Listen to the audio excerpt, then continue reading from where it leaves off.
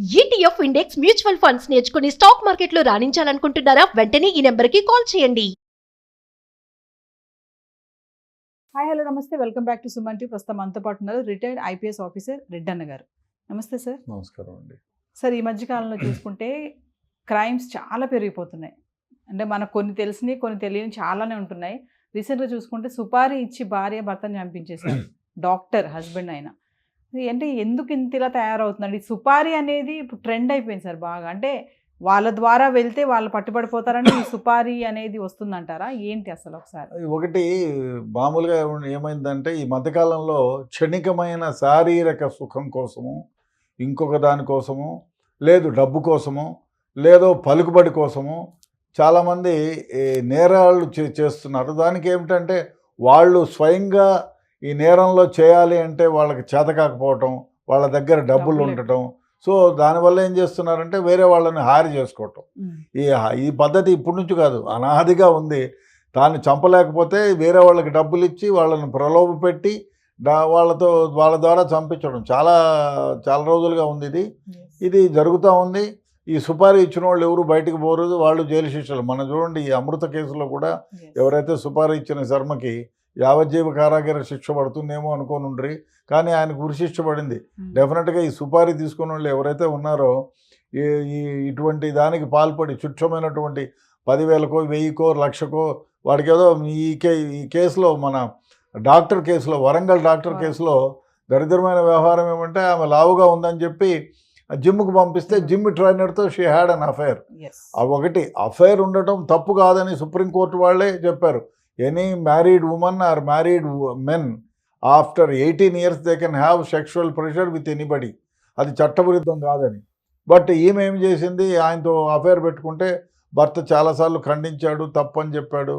అందులో ఫ్యామిలీని నెగ్లెక్ట్ చేస్తున్నావు నువ్వు ఆయన మోజులో పడి అని చెప్పి, తర్వాత అక్కడి నుంచి ఆయన ఫ్యామిలీని మళ్ళీ వరంగల్కి మార్చారు. అక్కడ ఉండగా ఈమె ప్రతిరోజు ఇటు అటు తిరగడం అవన్నీ చేస్తూ ఉంటే భర్త నోటీస్ చేసి తప్పు ఈ విధంగా చేయొద్దని చెప్పడం మందలిస్తే, సో భర్తనే ఎలిమినేట్ చేయాలి అనుకొని ఎవరైతే పారమార్ ఉన్నాడో ఆ జిమ్ ట్రైనర్ అతన్ని ద్వారా ఇంకొక కానిస్టేబుల్కి ఎవరికో డబ్బులు ఇచ్చి ఆయనకి ఏదో ఇల్లు కట్టిస్తామని ప్రలోభ పెట్టి, ప్రలోభ పెడితే ఏ విధంగా నిజమా? ఇప్పుడు ఎప్పుడైనా ప్రలోభ పెట్టి మర్డర్ చేస్తే బయటికి రాకుండా ఉంటుందా? వీళ్ళు జైలుకి పోకుండా ఉంటారా? అదే కాదు, ఇంకో విషయం, వీళ్ళు చాలామంది ఇప్పుడు ఆ ముసలామే కొడుకుని మనవణ్ణి ప్రేరేపించిన కేసులో కూడా వీళ్ళు ఒకసారి చంపితే డెఫినెట్గా పోలీసులు ఎవరిని వదలరండి. చట్టం చేతులు చాలా పెద్దవి, చాలా పొడవైనవి. ఆ చట్టం చేతుల నుంచి ఎవ్వరు తప్పించుకోలేరు. అదే కాకుండా నేరం ఎవరు చేసినా కూడా నేరస్థలంలోనూ తర్వాత వాళ్ళకి సంబంధించిన ఎవిడెన్సెస్ ఎంత పకడ్బందీగా చేసినా దొరుకుతాయి. చట్టం వాళ్ళని శిక్షిస్తుంది. మరి ఇప్పుడు ఆ ముసలాం జైలుకి పోతుందా? అది ఎప్పుడు చచ్చిపోతుందో తెలియదు. అదేవిధంగా ఇక్కడ ఈమె ఏమి సుఖపడుతుంది? తాను జైలుకి పోతున్నా, తను ఉంచుకున్న ట్రైనరు జైలుకి పోతాడా? ప్రలోభపడి డబ్బుల కోసం ఆశపడి సుపారీ గ్యాంగ్ ఇచ్చిన కానిస్టేబుల్ జైలుకి పోతాడా? మిగతా వాళ్ళు ఎవరెవరు సహకరించారో అందరూ జైలు శిక్ష అనుభవిస్తారు. వాళ్లకు యావజ్జీవ కారాగార శిక్ష లేకపోతే ఉరి శిక్ష పడితే వాళ్ళు జీవితాంతం జైల్లో ఉండాలి. మరి ఎందుకు చేసినట్టు ఈ చర్య? తప్పు కదా. డెఫినెట్గా ఎవరన్నా అఫెన్స్ చేసేవాళ్ళు ఒకటి గుర్తించాలి. అయ్యా, పోలీసు వాళ్ళు మమ్మల్ని పట్టుకుంటారు, ఎవిడెన్సెస్ కలెక్ట్ చేస్తారు, చేసిన తర్వాత మమ్మల్ని అరెస్ట్ చేస్తారు, మనం జైలుకి పోతాము, అప్రతిష్ట పాలవుతాము, మన పిల్లలు ఫ్యామిలీ రోడ్డును పడుతుంది, మనం లేకపోతే ఏమవుతుంది? తుచ్చమైనటువంటి ఈ ప్రలోభాలకు లొంగి మనం ఇటువంటి పనులు చేయడం తప్పు అనేది గ్రహించాలి. అది జరగటంలే. క్షణికావేశంలోనూ లేకపోతే ముసలాం చూడడం, మన ఆ కేసులో కులాంతర వివాహం మతాంతర వివాహం చేసుకున్నారని ఆ ముసలామ ప్రేరేపిస్తే వాడు పోయి చంపడము, ఆ మనవడు తండ్రి కలిపి ఆ శవాన్ని డెడ్ బాడీని కారులో వేసుకొని వచ్చి ముసలాంకు చూపించడం ఏంటండి? డెఫినెట్గా ఇది నిజంగా పైచాచికం.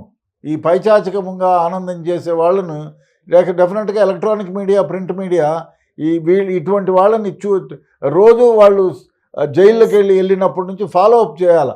ఇవాళ ముసలాం ఈ విధంగా ఏడుస్తూ ఉంది, ఈ విధంగా జైల్లో ఇది ఉంది, జైల్లోనే చచ్చిపోతుంది ఆమె. డెఫినెట్గా వీళ్ళకి బెయిల్ వచ్చిన తరపుగా ఆమె చనిపోతుంది. ఇవన్నీ కూడా బయటికి తెలియపరచాలి, ప్రజల్ని ఎడ్యుకేట్ చేయాలి. ఈ విధంగా తొందరపడి ఎవరైనా జీవితాలని హతమారిస్తే వాళ్ళ జీవితాలే నరకమవుతాయి, నాశనం అవుతాయి అనేది ఎడ్యుకేట్ చేయాలి ఎలక్ట్రానిక్ మీడియా, ప్రింట్ మీడియా. ఆ విధంగా చేయాల్సిన అవసరం ఎంతైనా ఉంది. అంటే సార్ ఇలా క్రైమ్గా మెంటాలిటీ ఇలా టర్న్ అవ్వడానికి కారణం సోషల్ మీడియా, ఈ మూవీస్, సిరీసే కారణం అంటే ఏం చెప్తారు సార్? ఒక రకంగా సోషల్ మీడియా కొంతవరకు స్మార్ట్ ఫోన్. మనం చూడండి, ఒక అతను ఎక్స్ మిలిటరీ తన భార్యను చంపేశాడు. చంపిన తర్వాత ఏ విధంగా దీని నుంచి తప్పించుకోవాలి అనేది ఎలక్ట్రానిక్ మీడియా, ప్రింట్ మీడియా కూడా మనల్ని కనిపెట్టకూడదని ఫోన్ తీసుకున్నాడు, సెర్చ్ చేసినాడు. How to kill A person అంటే ఫోన్లో వస్తుంది. A1 మనకుంది. ఆర్టిఫిషియల్ ఇంటెలిజెన్స్ ప్రకారం ఎట్లా చంపాలి, ఎట్లా తప్పించుకోవాలంటే కూడా 100 ప్లాన్లు వస్తాయి. దాన్ని చూసి వాడు అమ్మాయిని చంపిన తర్వాత ముక్కలు చేసి, ఎంత నీచమైనటువంటి ప్రవృత్తి ఉండాలా, ఎంత హేయమైన పరిస్థితి. అది భార్యను కాపురం చేసి 13 సంవత్సరాలు కాపురం చేసిన భార్య, 10 ఏళ్ల పాప, 7 ఏళ్ల కుమారుడు ఉన్నాడు. వాడికి ఈ చంపాలని రావడమే గొప్ప బ్యాడ్ ఆలోచన. దాని తర్వాత ముక్కలు చేయటం, కుక్కర్లో వేసి ఉడకబెట్టడం, ముక్కలు చేయటం, దాన్ని కనపడనీయకుండా డ్రైనేజీలో కలపడం, మిగిలిన ఎముకలన్నీ కాల్చి పొడి చేసి తీసుకుపోయి ట్యాంకులో కలపడం. ఎంత నీచమైన ఆలోచన. వాడు అనుకుంటాడు నేనేమీ దొరకనండి. డెఫినెట్గా ఫారెన్సిక్ ఎవిడెన్స్ పోలీసులు డెఫినెట్గా ఇది ఛాలెంజ్గా తీసుకొని ఇన్వెస్టిగేట్ చేయాలి. చేశారు కూడా. చేసిన తర్వాత అతన్ని ఈ నేరానికి ఏమైతే సంబంధించిందో అన్ని ఎవిడెన్సెస్ కలెక్ట్ చేసి ఇటువంటి వాళ్లకు ఉరిశిక్ష రావాలి. ఎందుకంటే ఉరిశిక్ష రావాలి. పోలీసుల నుంచి తప్పించుకోవడానికి ఎటువంటి చర్యలకు పాల్పడినా కూడా పోలీసులు వీళ్ళని ఎతికి పట్టుకుంటారు, ఎవిడెన్సెస్ కలెక్ట్ చేస్తారు. వీళ్ళకు ఉరిశిక్షో జైలు శిక్షో పడుతుందనేది 10 మందికి తెలిసే దానికోసమైనా ఇటువంటి కేసుల్లో ఉరిశిక్ష రావాలి. అంటే సార్ క్రైమ్ పెరగడానికి కూడా కారణం వెంటనే శిక్షలు పడటం లేదు అని అంటున్నారు కొంతమంది. దానివల్లే క్రైమ్స్ కూడా పెరుగుతున్నాయి, ఇంత భయం లేకుండా చంపడానికి కూడా తెగిస్తున్నారు అంటే ఏం చెప్తారు సార్? ఒక రకంగా నిజమే, శిక్షలు తొందరగా పడటం లేదు. ఇంకోటి ఏమిటంటే ఎలక్ట్రానిక్ మీడియా, ప్రింట్ మీడియా, అదేవిధంగా సినిమాలు, అదేవిధంగా social media, electronic media, print media కంటే సోషల్ మీడియా చాలా ప్రభావితం చేస్తుంది. అన్ని అబద్ధాలే. సోషల్ మీడియాలో 75% అబద్ధాలు. అదేవిధంగా ప్రలోభ పెట్టడం, ప్రేరేపించడం, దానికి తోడుగా ఈ స్మార్ట్ ఫోన్లో మీరు ఏదో తీసుకొని చూస్తే మీరు ఇంకోటి ఏదో కనపడుతుంది. అంటే మైండ్ని డైవర్ట్ చేసి మిమ్మల్ని నేరస్తులుగా ప్రేరేపణ చేస్తుంది, ఏదో నేరాన్ని పురుగులుపుతుంది. సో ఆ విధంగా చేస్తుంది ఈ smart phone. So smart phone ఒకటి. ఇంకొకటి అత్యాస. ఈ మధ్యకాలంలో మీరు చూడండి, దాదాపు ముందు ఒక 10 ఏళ్ల క్రితం 1000గా ఉన్నటువంటి వైట్ కాలర్ అఫెన్సెస్ ఇప్పుడు లక్షల్లో జరుగుతున్నాయి. దానికి కారణం దురాశ, పని చేయకుండా డబ్బు సంపాదించాలా, ఒకరిని ఈజీ మనీ, ఒకరిని మోసం ఎలా చేయాలా, మోసం చేసి మనం ఆనందించాలా, మరీ దారుణమైన వ్యవహారం ఈ విధంగా జరుగుతూ ఉంది.